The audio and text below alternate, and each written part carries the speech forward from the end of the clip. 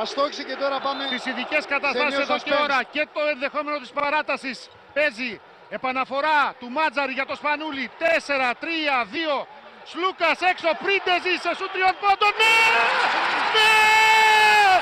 Ο Άγιος Γεώργιος Πρίντεζης στέλνει τον Ολυμπιακό στο Final Four. Αυτό δεν ξανάγινε. Είναι καλύτερο για την Κωνσταντινούπολη. Είναι μοναδικό. Είναι πρωτοφανές. Πρίντεζης με 3. Και όχι με πεντακτάρι αυτή τη φορά. Ο Άγιος Πρίντεζης του Ολυμπιακού σε ένα μοναδικό φινάλε. Κοιτάξτε τι γίνεται, όλος ο κόσμος μπήκε στο γήπεδο. Ένα φοβερό buzzer beater.